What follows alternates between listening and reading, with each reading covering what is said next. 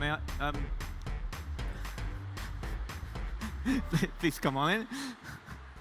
I'll introduce you. I'll introduce you when we're sat down. So please, may all the panelists come in. I'll introduce you when we're sat down. So we have Jason Lau, who's CEO of Crypto.com. We have Justin Litchfield, who is EVP of Technology at AB Global. We have Dominic, lecturer at the University of Malta. And we are missing Johannes, who... He's there. Oh, here we go. And we have Johannes Schweifer, who is CEO of Coreledger. And you're not sitting in the correct places, so that's going to make my life harder. All right. And you all know me, right? So I don't need to introduce myself. Right, so first of all, thank you for being here, all of you. What I want to do is I want to quickly do a kind of a roll call to introduce you to our audience, because I didn't get time to introduce you while you were going out. And then we'll get started with a few icebreaker questions and see where the discussion takes us. Now, the first thing I want to talk about, first person I want to introduce is actually Johannes, because he's on the left side of the slide. So Johannes is CEO of Coreledger. He's a quantum chemist, which is something that scares me. Sounds very complicated. With experience in the blockchain sector. You've got a master's in chemical engineering, a PhD in quantum chemistry, and you've experienced with computer simulations. You co-founded Bitcoin Swiss in 2013. You co-founded BlockLogix in 2016, and you co-founded Coreledger in 2017. So I think it's safe to say you are very much a crypto and a blockchain enthusiast. So we can hear more about that later on when we start the questions. We've got Jason Lau. Jason Lau is Chief Information Security Officer of Crypto.com. He is a cybersecurity expert, and I think that understates it, actually, working in the cryptocurrency sphere, amongst other things. So you were a cybersecurity advisor at Microsoft, if my information is correct. You completed executive programs at Harvard and Stanford, so puts me to shame. You're a regional leader and chairman of the International Association of Privacy Professionals. You teach at Hong Kong Baptist University. You have some appointments at the University of Malta. And you've won multiple awards in cybersecurity, fintech, and everything else. So, wow. We have Justin Litchfield, who's Chief Technical Officer of ProChain. Although the byline there is a bit different, I'm not sure. AB Global, yes. Okay, so that's right. You're an entrepreneur and an engineer in a broader sense. You have a PhD from Stanford as well, so scary. You have told me that you use supercomputers to do quantum mechanical calculations, so we can speak quantum as well. But you've worked mostly with several blockchain implementations, use AI models to trade assets, and you help to build best practices around token generation events, which is quite an interesting, quite a nice way of seeing it.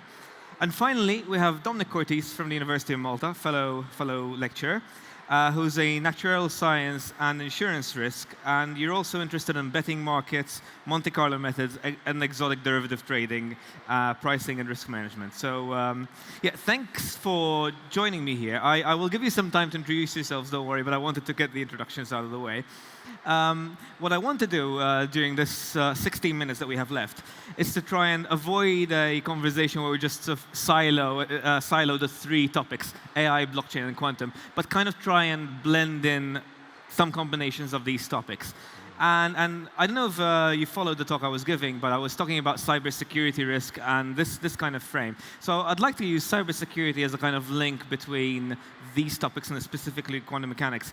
Now, just to kind of break the ice and give us a bit more information maybe about your background, I'd like to ask the two of you, so Jason and Justin, like in terms of cybersecurity and cybersecurity risks, are there any sort of scary stories that ever happened to you in your line of work, or something which justifies this thing that we fear?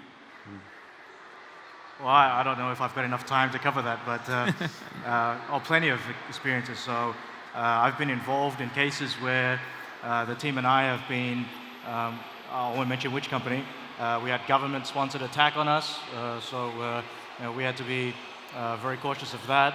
I've been involved with providing feedback on the 383 million data breach at Marriott. I got my personal data also breached as part of Cathay Pacific when they had their 9 point something million people data breach. So I could go on and on and on, for sure. As an icebreaker, that's probably 3 of the So ones. lots of experience there, yes. I'm very fortunate that I have not had any number of any of those types of experiences.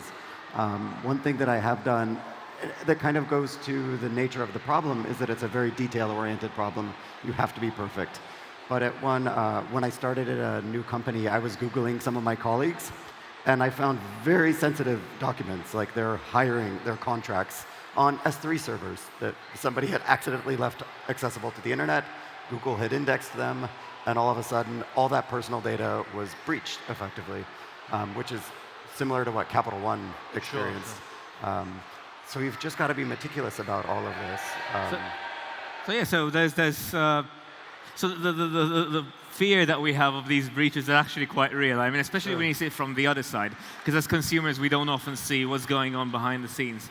Government-sponsored attacks are not something which we consumers generally have. Right. Now, turning on to Dominic, because of the idea of risk and insurance and everything else. So keeping in mind these kinds of breaches, plus the idea that we could have quantum-secured communications or quantum computers breaking codes. I mean, how does this affect the risk and insurance industry? So with respect to an insurance background, sometimes when you're covering a risk, you could be covering it implicitly or explicitly. For example, you might have an explicit cover for a cyber breach, but sometimes you're covering it without even knowing.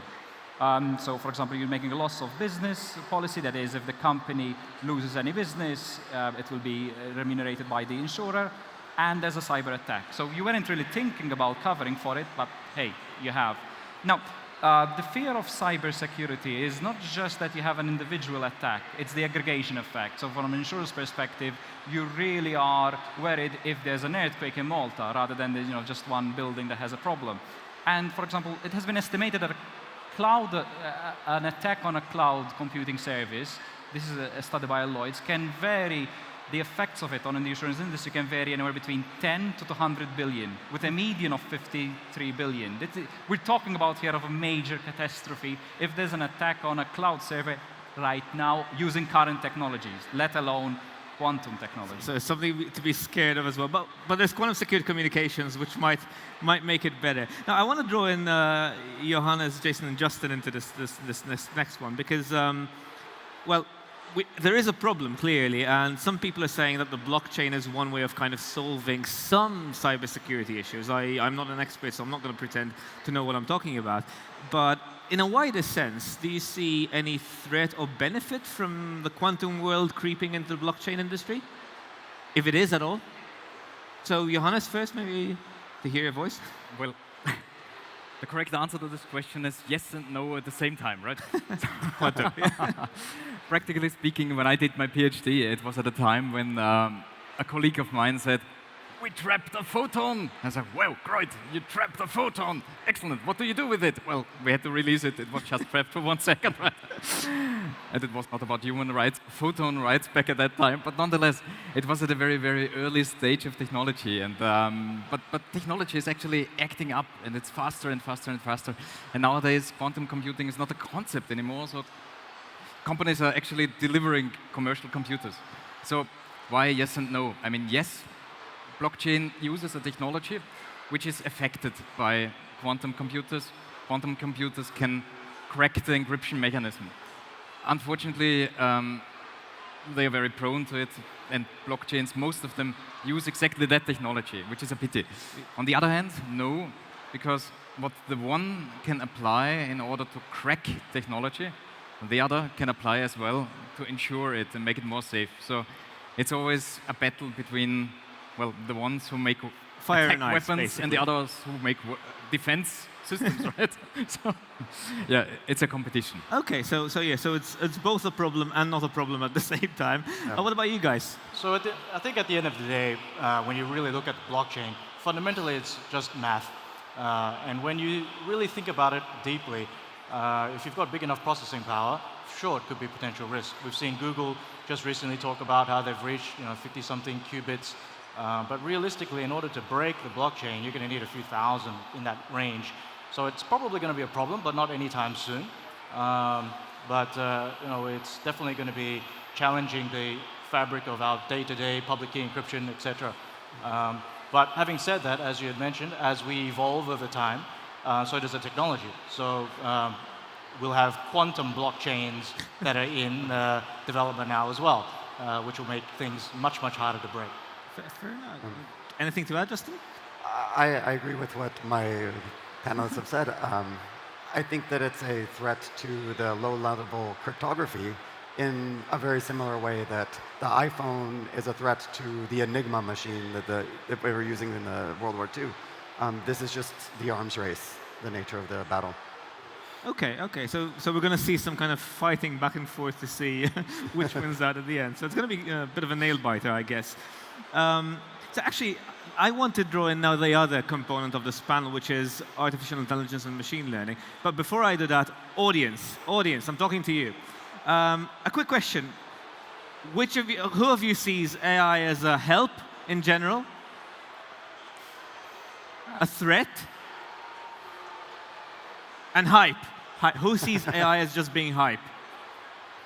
Okay, so we know what the makeup of the audience is, which helps us a bit with the conversation. So all of you, we'll go in turn. Are machine learning and AI creeping into these industries that you work in? I mean, you work in very similar industries, perhaps yours is a bit different, but in general, are you seeing them creeping into your industry? So I think in our industry, maybe I can use an example, in the crypto space, with AI, we're going to be able to use or bridge cybersecurity and anti-money laundering and compliance. So with AI, we're going to be able to look at user behavior analytics and how people actually behave in a much better way. From a different side, that's going to affect all industries.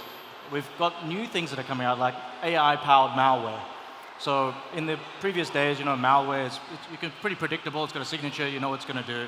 But with AI-powered malware, it can get into your environment and kind of stay in there and hibernate there, and it's, you don't really know what it's going to do. So IBM Deep Locker is a good example of that. So that's where I see some convergence.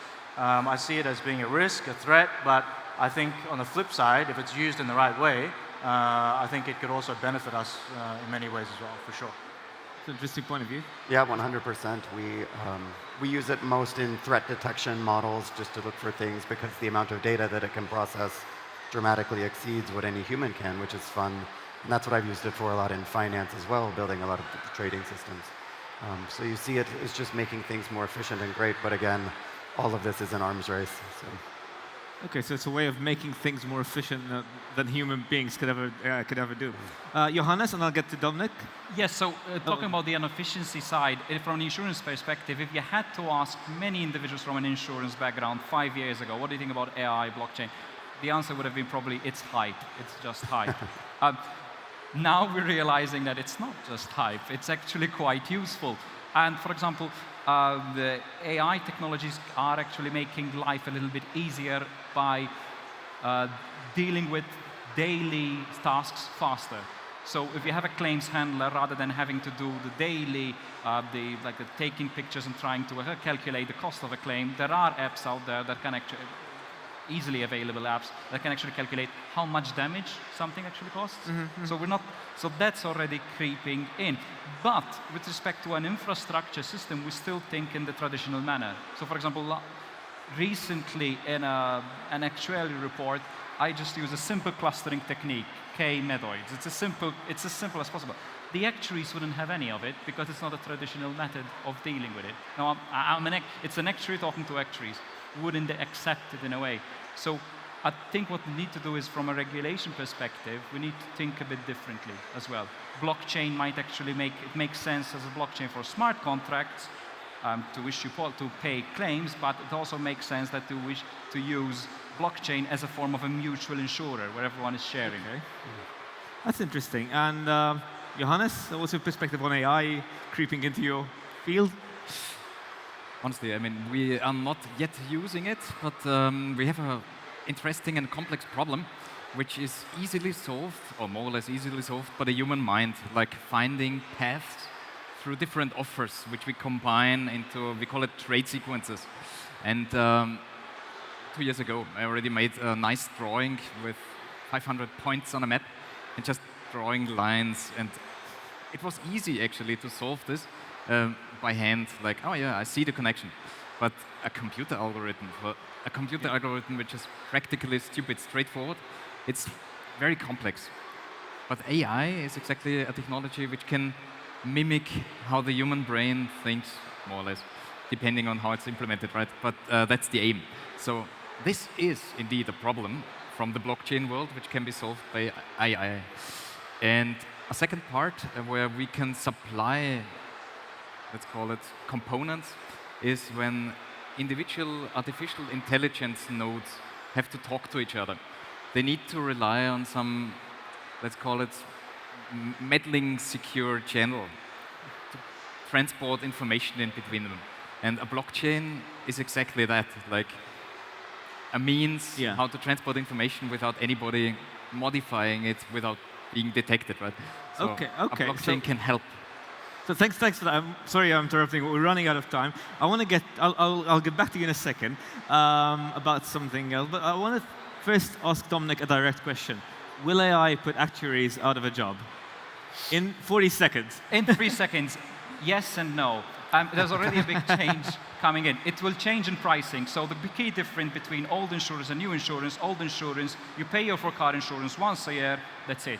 Now, even home insurance, for example, now with AI, you can actually have a live event, and there's live pricing, pay as you go, but also according to the risk. So if you're driving in a particular area where there's more cars, there's more accident prone and whatnot. So, and it's not that drastic to think about that case.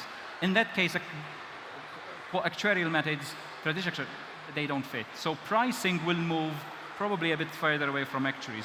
But the reserving part, we're going to be using AI to have more robust reserving. That's fantastic. Okay, that was 45 seconds, so thank you for keeping it to that. Before I ask all of you to conclude, I'm going to get back to Johannes, because you're one of the few people in here, at least, who has kind of experience with all three areas that we're talking about. And I just want to ask you, is there any convergence in general that you're seeing between these technologies now, whether it's AI and blockchain, whether it's blockchain and quantum, whether it's all three? Are you starting to see these technologies moving together? Well, everything is somehow bound to computing power, and logics and algorithms. Algorithms need more and more computing power, and clever algorithms to solve the problems. So yes, it's converging. I see it from my own field of profession. Okay, that's so it's a very positive answer. So yes, they are. Yes, I could elaborate. Finally, it was a yes answer rather than a yes. Yes. So last 30 seconds each. Which of these three technologies do you most have your eyes on? Why? Any other statements you want to make? 30 seconds. Go. Well, I think all three of them. It's really the ABC, AI, blockchain, and cybersecurity. But how they converge together, I think it's with kind of like an ethical framework. So at the end of the day, it's still the human element of how we use all of these technologies. So the ethical framework for all of these different technologies is something that I'm following. So the launch of this at the Malta summit this time is good timing. But personally, I think all three of them relate to my industry in different ways. So all three? All three. All three? All three. Justin? I think that the quantum is a very, very low level. It'll be a very powerful technology. I'm watching it. But in the same way that you're watching processor speeds go faster, it's not useful. It's not applicable to like the end user. So I see a lot more use to the AI and probably more the blockchain, where it's actually like user interactions. The others will get more low level, and it will just feel more natural. So keep an eye out on it, but not yet, yes. In terms of quantum. Okay, but the other two. Dominic? Well, I should say all three, so all three. But from my personal perspective, I think for insurance at the instant AI. Because I can see blockchain and quantum improving the current processes or making things much more better or maybe riskier. But I can see AI completely drastically changing the way we think insurance altogether. That's a very interesting answer. And finally, Johannes, 30 seconds to you. Actually, I see AI rather like a concept, like an airplane. So the concept of flying. Flying needs engines, it needs wings, it needs construction materials, it needs safety installations and so forth. So I see actually artificial intelligence as superior, because everything else is the technology which allows it to be constructed, to be built, to be run and operated.